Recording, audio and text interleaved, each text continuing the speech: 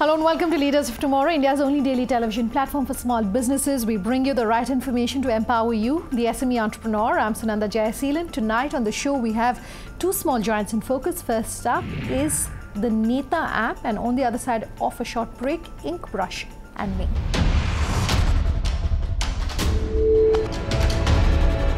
Counting down to the general elections, we've been bringing you a series of stories of companies that are innovating when it comes to areas related to the elections. And the focus tonight is on the Neta app, which is unique in that it allows voters to really rate and review political representatives from their constituencies. Shreya Sarvedikari caught up with the company to really understand their innovation and also what some of the comments are as far as the way forward is concerned. Take a listen.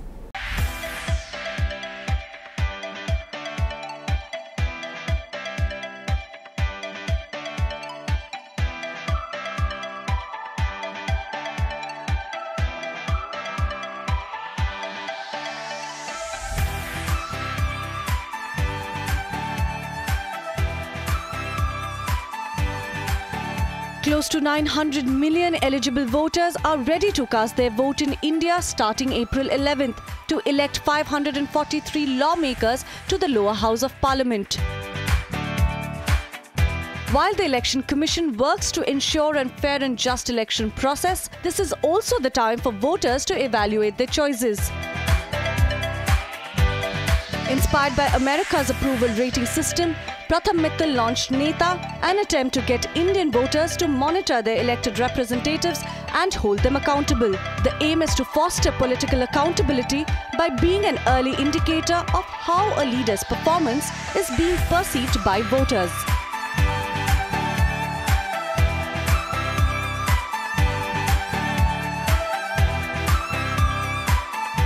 Pratham, thank you so much for taking the time out. Of course. Neta is a first of its kind technology platform that lets voters rate and review their political representatives. So how does the app really work and how has the journey been so far? Sure. So in today's world, we rate everything from restaurants to hotels to even our drivers now, right? So, we were just thinking that why don't we even rate our politicians? Because at the end of the day, ratings and reviews not only give feedback to the stakeholders, but also at the same time, they create a dynamic whereby I have to provide you good service, otherwise I'll get a bad rating and then no one is going to come to me, right? Yeah. So this sort of a dynamic works out really well with hotels, restaurants, and we wanted to test it out with politicians as well. Absolutely. And so that's how the idea sort of came into being. So we launched this last year, it's been a year almost. And what we have been completely surprised by is the response from the user base, right, from the country. So far we have launched in all the states, and we're really excited for the 2019 elections. We think we can clock over 80 million votes, and if we're able to clock those many ratings and reviews, then we think that we can really change and improve the behavior of our politicians. How many voters, users have you got till date, and what has been the response from the voters? Right, so when we launched in the first 1 month itself, we crossed 1 million users. Okay. Around 28 days it took us. Now that was really interesting because we realized that, all right, people really are interested in rating and reviewing their politicians, right? So at least there's some idea got validated there. And then from there, every month we started doing more marketing. We started going to different parts of the country, not only just to cities, but also to tier 1, tier 2, tier 3, and even the villages. And so far, we have clocked almost 20 million users. Right. Out of these 20 million, almost half are metro users, and the other half are village users. And we span mostly all the different castes, all the different age groups, male, female, rural, urban. So we try to cast a wide net because we're trying to capture the public's opinion, right? And for it to be a genuine opinion, it has to sort of encompass everyone, not just you and me and people in the cities. Pratham, on those lines, India has almost 900 million eligible voters, and the surge when it comes to fake voters is increasing by the day, and definitely with the penetration of internet, of course. So how are you checking authenticity? Yeah, so we have a 4-step algorithm that ensures that every user on the app is a neutral, genuine user. We cannot say neutral because you might have a party affiliation, that's all right. Yeah. But it's a genuine user, it's not a bot, right? Sure. So the first step is that we ask for your OTP. So that means 1 phone number, 1 vote, right? So you can't vote multiple times on the same phone. But let's say you have 2 phones, right? But those same 2 phones are registered under the same name. So then we cross-check with the Aadhaar database whether you're voting twice or not. That's step 2. Step 3 is we check your location. Let's say you're voting in Bombay, but you're actually registered to vote in, let's say, Bhopal, right? So the app will understand that, hey, there's something fishy going on here. You're trying to game the system, so your vote will not be counted. And the fourth step is that, let's say, suddenly from the same location, 500 people are voting. Right? Again, there's something fishy going on there, right? So we disregard those votes as well. So there's a certain algorithm that we have built, is called triangulation. And we try to figure out exactly, who's a real voter, who's a fake voter. Of course, there's still some error. I think last month we had a 6 to 7% error rate. But that's all right. I mean, hopefully we'll improve that going forward. But that doesn't skew the data too much. And I want to understand that a lot of people are not aware that such an app exists where you can go and vote for your political representative. Talk to us about your marketing strategy a little bit. So let's talk about 4 marketing techniques that we currently use, right? So the first one is television. Believe it or not, television still exists. I mean, we talk about, OTT and we talk about mobile phones, etc. But television still is one of the better mediums to reach out to the entire country, not just the educated or the rich. I mean, I'm sure your viewers have seen our television ads all over the place. So that's number 1, of course. That works out really well. Number 2 is newspaper, and especially the regional newspapers. Number 3 is integrations with partners, right? So there's a large network with Ashawadi and Anganwadi workers, right? So we tap into that network and incentivize them that if they meet new people. So when they meet, let's say, 10 new people every day or 10 new patients every day, we just ask them to push our app as well, right? And when they do that, we actually incentivize them. We pay them a certain amount in sort of a incentivizing bonus, right? And so that works out really well for us because it takes us again down to the ground level. And number 4 is radio, right? Radio is huge when it comes to, again, penetrating the rural country, part of the country. So we do a lot of radio ads, but just encompassing all of this, there's a huge word of mouth that sort of works in our favor, right? So let's say you download the app and you give a rating to a politician, right? And let's say you're very unhappy with the politician. What you'll do is you'll tell your friends also. Absolutely. Right? And so, when we sort of attribute our users to our marketing channels, we're only able to attribute, let's say, 30% of them. The rest 70% are coming by word of mouth. You have been a bootstrapped company for so long, but now you have raised a series of funding. So what can you talk to us about it? Because of the kind of work that we are trying to do, initially we didn't have to pay for marketing because, the channels, the news channels, wherever we were marketing, the radio, they were very happy sort of partnering with us and supporting us in our initiatives. So in fact, for the first 6 months, we didn't pay for any marketing. But now that we're taking the app to a national scale and we're targeting 80 million users, 8 crore users, now of course we have to start putting some money in, right? And so what we have done is we've partnered with our stakeholders, right? We have partnered with news channels, right? Whereby they're going to give us a certain amount of credits to use on their channels and a certain amount of cash to use on their channels. To take the name of the Neta app forward and to take our concept forward. Well, speaking of collaborations, you outsource your data, which reflects on other platforms. So how is that process working? So interestingly, what happens is, and I think this is a very important point, when you rate your politicians, all of that data, when the entire country rates their politicians, that data gets extrapolated. And it has very interesting psychological implications, right? I can actually predict who's going to win elections, right? And because of that, our data is very integral to news channels. So when news channels publish, let's say, their opinion polls or their exit polls, it would work in such a way that our data becomes the most accurate because of our sample size, right? So for example, in Maharashtra, in Madhya Pradesh and Rajasthan, where elections just happened a couple of months ago, our opinion polls and our exit polls that our partner channels used actually turned out to be way more accurate than the traditional opinion polls, because of the sheer sample size that we had. Well, given the fact that social media is under great scrutiny globally because of its role in elections, what are some of the challenges you had to cope up with? So, there were some regulatory challenges, of course. So for example, the Election Commission sort of once told us that, hey, what you're doing, you have to be very careful.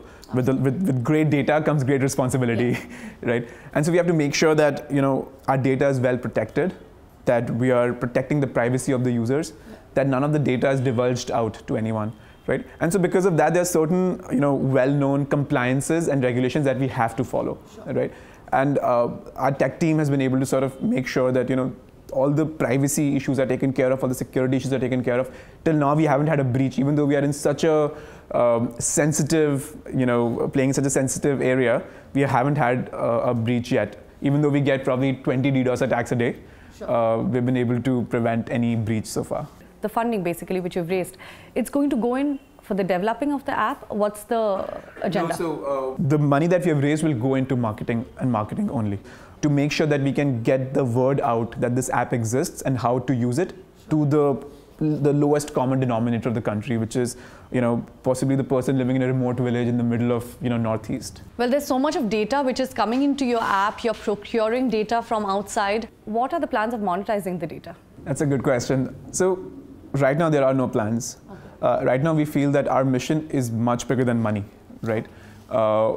We are seeing the impact of the app at the ground level, where we get calls from our users and they are telling us that, hey, just because of the review or the rating that I left my politician, my work and that was stalled for the longest time is actually now getting done. We're getting, so much love from the country. I don't think I should think about monetizing it just yet, right? There will come a time and we'll start thinking about it then.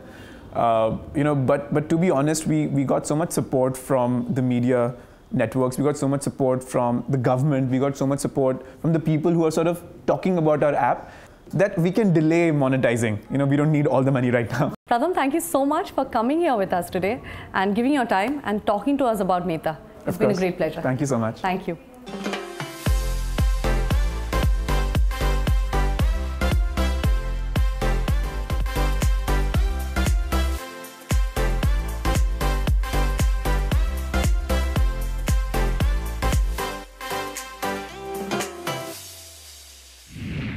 Time for a quick break here on the show. On the other side, Inkbrushnme is in focus. What is this Pune-based company doing? We'll tell you more when we come back. Just stay tuned.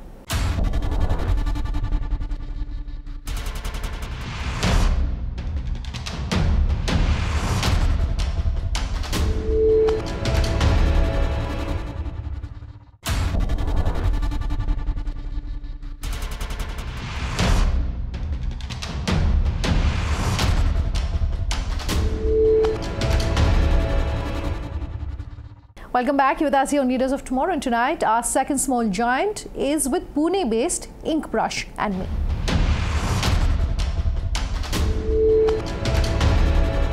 Entrepreneurship in the art world is rare, and Mansi Chokse travelled to Pune to catch up with Inkbrushnme that creates art experiences for marketing campaigns. Take a listen.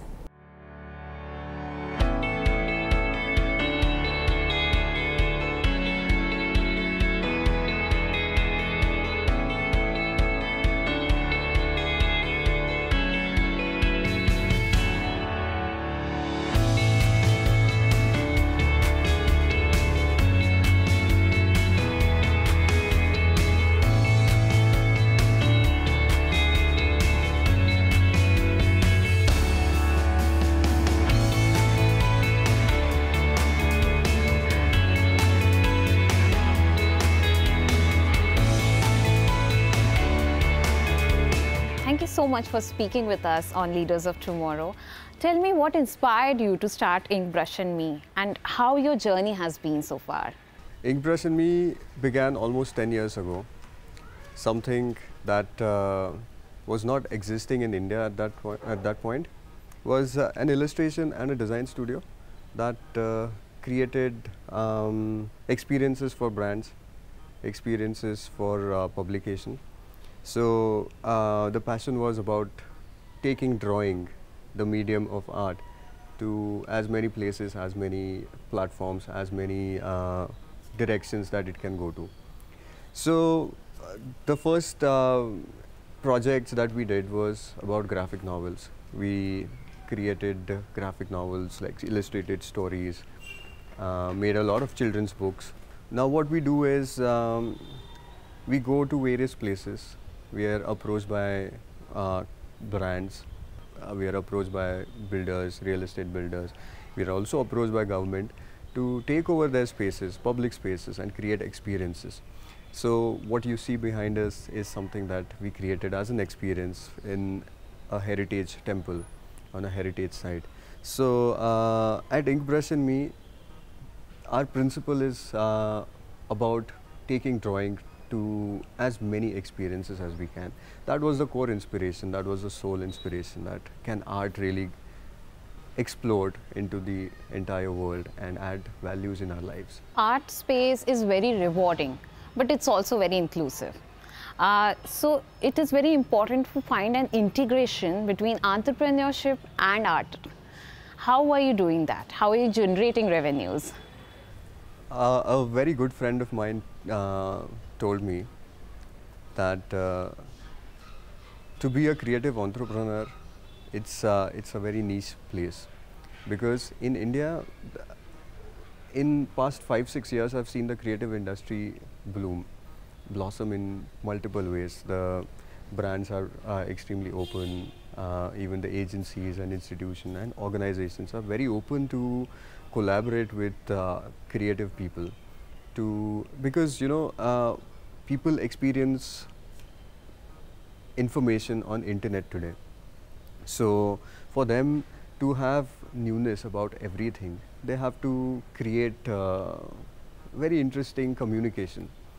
So this is something that I learned when I was working with advertising agencies and with design houses, that you have to be able to create a unique story for a brand. People or organizations approach us because they want to use what we are able to explore, what we are able to present, what we are able to create in form of space design, in form of something that tells an inspiring story. Now, to create such experiences, you need a certain kind of a funding. What we do is we give a solution, a creative solution, a creative experience for these brands, and that is what we charge for. So you're partnering with a number of brands. Expand more on this. How are you able to create these artistic experiences for these brands, and how are they getting benefited with it? So in today's times, it's very important to have a very unique voice. Unique voice is what people connect to, because there are stories that people want to listen to. There are experiences that people want to carry with them. So I'll give you an example of a collaboration with Mercedes. They were launching their GLA. It's a premium SUV, and it's a very beautiful design. We were approached to paint some of the cars while they were launching. They gave us 4 cars to create an artwork on them, and these were 4 different stories that we painted on the cars. Now what it does is that the car is already unique, the design is amazing. By adding another layer of art on the car, it becomes a unique piece. So when this car is roaming around in the cities, there were we launched 4 cars in 4 metros. So when these 4 cars were roaming around the cities, it automatically directed attention to that unique looking vehicle. It was also exhibited in various places. Okay. So that made the brand experience very unique. So we try to work with the brands to create a collaborative experiences like these, where art becomes more functional in such spaces, more like an experience, and automatically there's going to be a lot of eyeballs on something that looks super exciting in public spaces.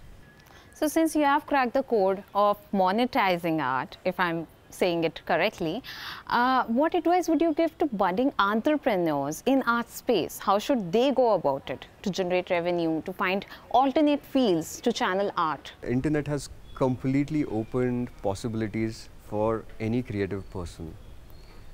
One has to be, first of all, the most important thing is that for your liking of any medium, you have to be extremely true, extremely honest about what you really want to create. I studied for almost 7 years. That's the kind of time that I've invested in understanding what this medium is. And it took almost the same amount of time for me to understand how the business works. Because unfortunately, in our art education or design education, very less importance is given to the business side of it. So even for youngsters, you know, for everyone the code is going to be completely different. But what I really suggest is that one goes out, speaks to various people who belong to different genres of business and understand how their business models work. Since you're talking about internet and other digital mediums, I want to take a question on digitalization. So digitalization has changed every sector. It has transformed everything. How has it impacted art? Tremendously, in fact. First is the plagiarism. A lot of piracy has started because of that. I saw the evolution of digital as a medium from there to, you know, experiences in VR. Augmented reality. So that's the wide spectrum, and I don't even know where it's heading now. Now, in such tremendous possibilities, for an artist to find a niche to explore this medium is also extremely important. You're into street art. In fact, you're credited with starting the very first few street art festivals in India. Tell us something about it. My journey in street art began, or public art I would call it, it's a wide spectrum. It began when I went to Banaras. I saw on the ghats a lot of murals and graffiti. And being an artist, I just wanted to respond. I wanted to, you know, next minute I went and bought some paint and I started painting. There was not a lot of thought. It was an instinct, a very strong instinct. I realized at that place that there's much more stronger reason for to explore my craft. I came to Pune and organized a street art festival here. Around 25-30 artists have painted in Pune, creating one of the first public art galleries of the city. That's the first time people even understood that an art form, in this neighborhood especially, they understood that this is how art can also exist. And slowly these artworks have become part of their lives. Everything that we have around us has a lot of intervention of art, like something that you're wearing, the necklace. It's an artistic piece that you pick up on your way. So, but we don't really give a lot of credit to the art that exists around us.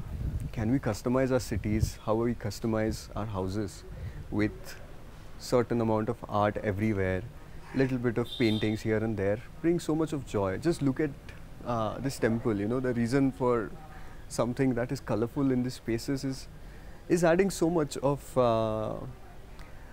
beauty to the surroundings. So what are your future plans with Inkbrushnme? With Inkbrushnme, I really want to go on more adventures, more expeditions, along with my crew and my team, because they have been there throughout the development of Inkbrushnme. Thank you so much for speaking with us. Thank you very much for having us. All right, that's our show tonight. If you have any feedback for us, here's how you get in touch. leadersoftomorrowtimesgroup.com is our email ID. Get in touch with us on social media. Sunanda_J and LOT_ET Now on Twitter. Leaders of Tomorrow and ET Now on Facebook. Thanks for watching. Have a good night.